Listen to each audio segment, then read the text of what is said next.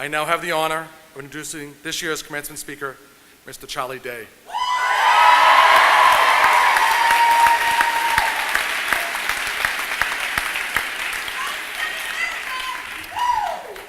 A few of you may have heard something about Mr. Day. He arrived on our campus from Rhode Island in the fall of 1994, intent on a college experience that included playing varsity baseball. He soon turned his time and talents to other pursuits. As a fine arts student, he was an active participant in the theater productions, and after his graduation in 1998, found himself auditioning for roles on a broader stage. His work in the theater soon brought him to television, and he helped develop and stars in the program It's Always Sunny in Philadelphia. And his work on the widescreen has included many well-regarded films. His role today is even more significant. It gives me great honor and pride to welcome to the podium a true son of Merrimack, the college's 64th commencement speaker, Mr. Charlie Day.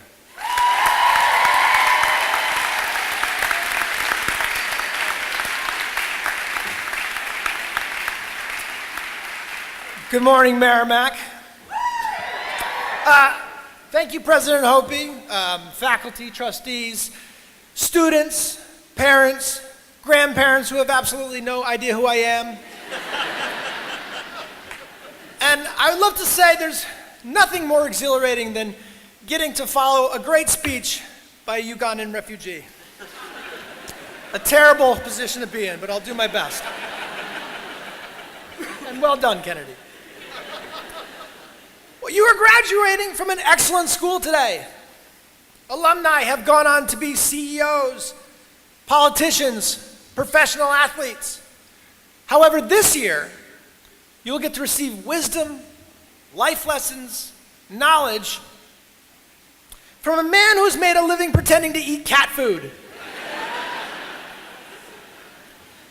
Now, I do, however, have some qualifications, some insight, because like you are becoming today, I'm a Merrimack College graduate. Thank you. I know what it took to get here today. I was in this very room. I sat in those uncomfortable chairs. I dressed like some sort of medieval pastry chef. And I too desperately hoped that my hangover would wear off. Yeah, that one knows. If you can just make it to brunch, you'll be all right. Take note, a quick observation today.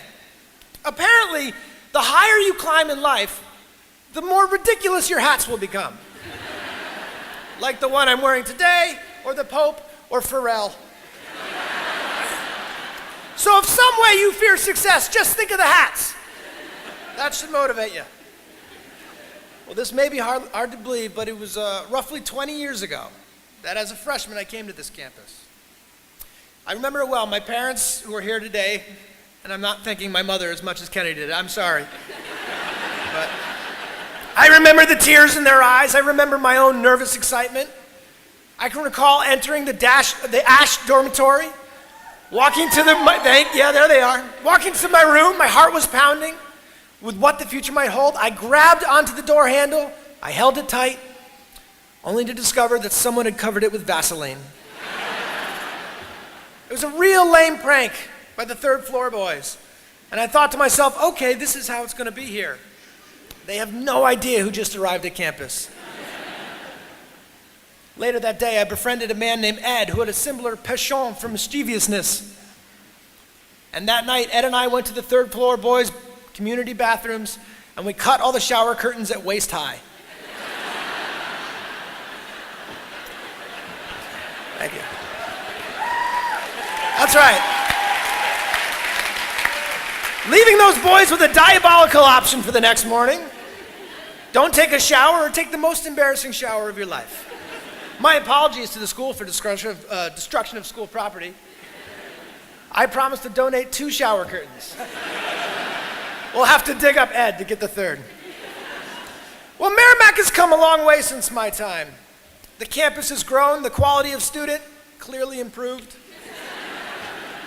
U.S. News and World Report has ranked Merrimack one of the top 10 regional colleges in the Northeast.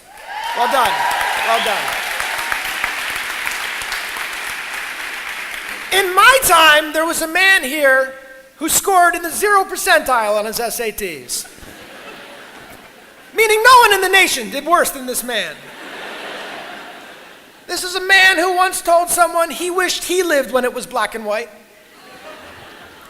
This is the same man who said to someone with complete seriousness that he would take their advice into cooperation. This man, of course, was my roommate. Did you think it was me? No, you're confusing me with my television character. No, I'm much smarter. In fact, I'm a doctor now. I have a PhD. And I would like to thank the school for bestowing me with this prestigious honor. And although I realize today I am joining the ranks of my fellow honorary doctors like Mike Tyson and Kermit the Frog, and although I acknowledge that Dr. Charlie Day sounds like some sort of club DJ, I assure you I intend to go by this title from now on. And I plan to begin writing my own prescriptions immediately.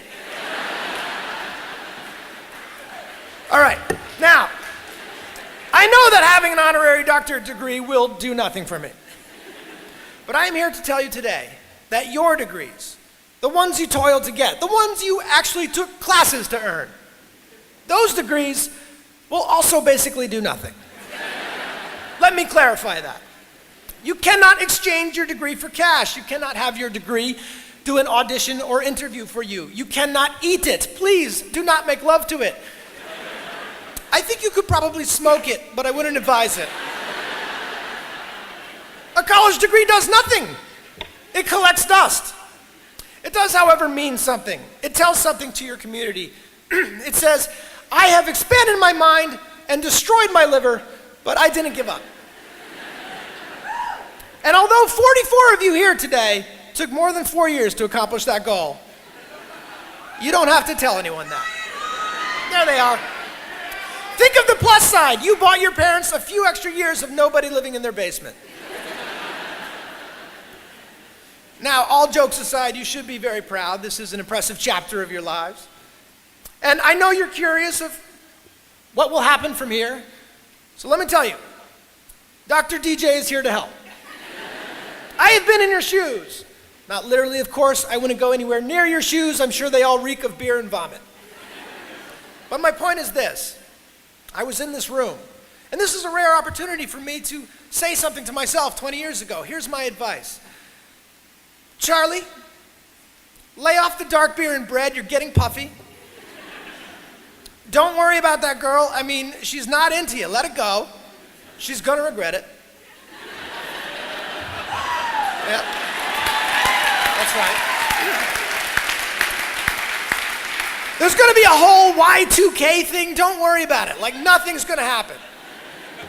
All right, now I realize this isn't the most useful exercise for you, but I'm pretty happy with the choices I made after Merrimack. My life is pretty sweet.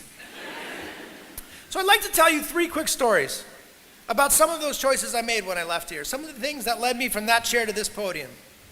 And I hope in some way you can draw parallels from it that can help guide your own experience. If not, feel free to tune out.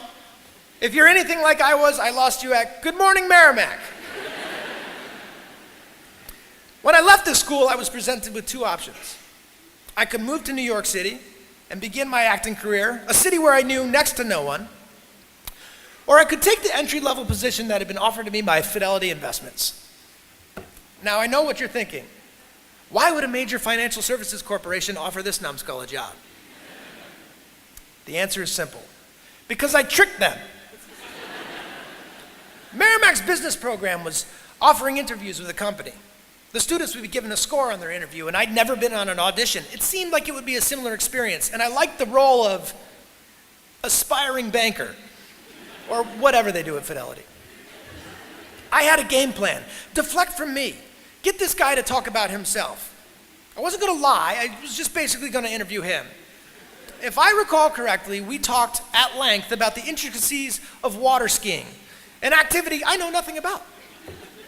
Now, had the man asked me what 8 times 7 was, there would have been an unbearable pause in the room. But he didn't, and the interview went so well that he offered me a job. And this was a real job. I'm sorry I'm making your children cry. This was a real job. This was a big boy job. And this threw me for a loop. Should I take this job? Is this my destiny? Am I the next great financial genius? Should I come up with a plan B? Should I work in Boston for a few years and make enough money to have a cozy transition to New York? Well, I have always had a half-baked philosophy that having a plan B can muddy up your plan A. I didn't take the job. I moved to the city. I bussed tables. I lived in a basement apartment next to a garbage chute that was filled with cockroaches. And I could not have made a better decision. Well, maybe not the apartment thing. I think I could have looked a little longer. You'll find better apartments. Stay away from the trash area.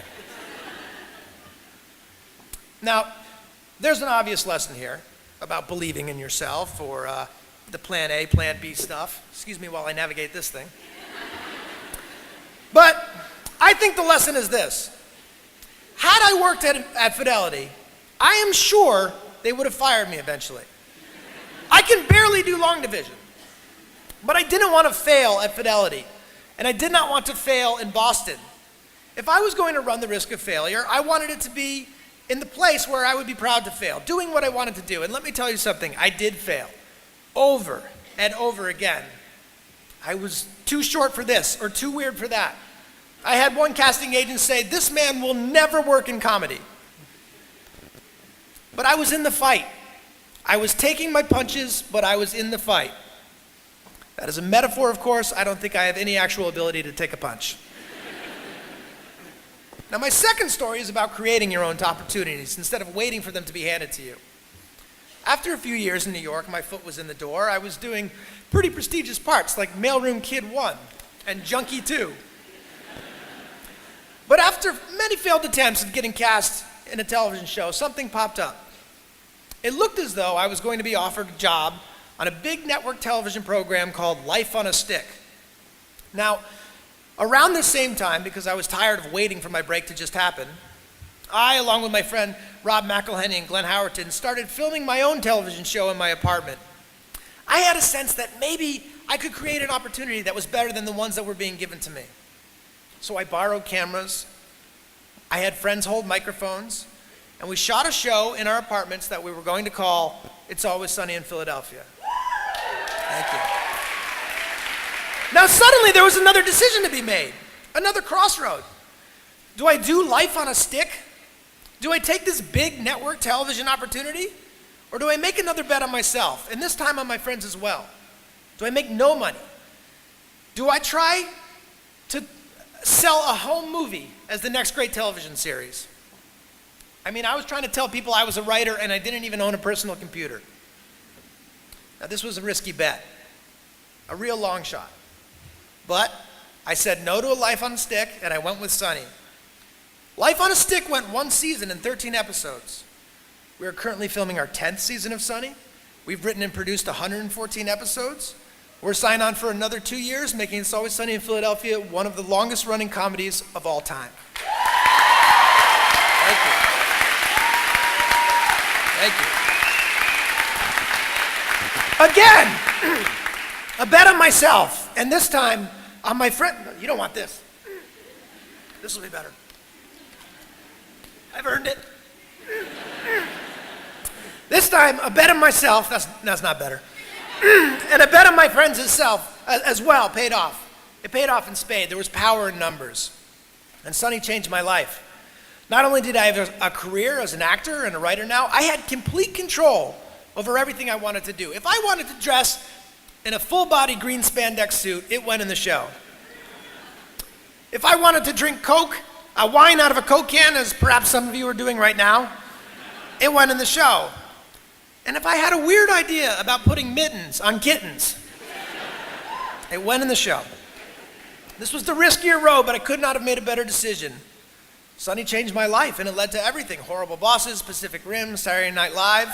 Thank you. Creating the job as opposed to waiting for it to be offered to me was the way to go. Now, I think there's an obvious lesson here. Don't wait for your break. Make your break. Go make it happen for yourself. All right, one last story, and then I'm out of here. The last story of what led me from there to here is the literal act of agreeing to be here today. When President Hopi came to sit down with me in Los Angeles, my first thought was, here it comes. They're gonna ask me for money. Yeah, they haven't yet, thank God. But when he asked me to speak to you today, I happily accepted. And then, as is the case with all great opportunities, the reality of what I had to do began to set in. Dear God, the kid's still crying. People are laughing and the kid's crying. I'm worried about that one. Dear God, I said to myself, I'm going to have to actually give a speech. I am not a public speaker. I have a voice like a 10-year-old who smokes. How am I going to do this? I YouTube commencement speeches given by Conan O'Brien, Stephen Colbert, Steve Jobs. This was a terrible idea. Their speeches were so intelligent, so well-informed, so eloquent, that only more panic began to set in. What am I thinking? How could I ever compare? And the truth is, I can't. I don't host a talk show or do stand-up. As an actor, normally you have cut away from me a long time ago. Now, I'm not nearly as smart as Steve Jobs. I don't know how my computer works. I don't even know how my toaster works. And the YouTube comments. Oh, the world of snarky comments we're living in. And perhaps that's the most terrifying thing of all, that what we do now is permanent. But I didn't back out. I'm here speaking to you today. And I know I will be judged by all those who care to watch on YouTube and compared, but my lesson is this. I don't give a shit. Okay? I'm sorry. Now listen up. You cannot let a fear of failure or a fear of comparison or a fear of judgment stop you from doing what's going to make you great. You cannot succeed without this risk of failure. You cannot have a voice without the risk of criticism. And you cannot love without the risk of loss. You must go out and you must take these risks. Everything I'm truly proud of in this life has been a terrifying prospect to me. From my first play, to hosting Saturday Night Live, to getting married, to being a father, to speaking to you today. None of it comes easy. And people will tell you to do what makes you happy, but a lot of this has been hard work. And I'm not always happy. And I don't think you should do just what makes you happy. I think you should do what makes you great. Do what's uncomfortable and scary and hard, but pays off in the long run. Be willing to fail. Let yourself fail. Fail in the way, in the place where you would want to fail. Fail, pick yourself up, and fail again. Because without this struggle, what is your success anyway? Look, as best we know it, we have one life. In it, you have to trust your own voice, your own ideas, your honesty, your vulnerability, and through this you will find your way. You do not have to be fearless. Just don't let fear stop you. Live like this as best you can, and I guarantee you will look back on a life well lived. You are capable of greatness in your profession, and more importantly, in your quality of self. Stay hungry. Stay young at heart. Take those risks. You are going to change the world around you in big ways and in small. And I greatly look forward to being a part of the future that you will shape. Congratulations, graduates, and good luck.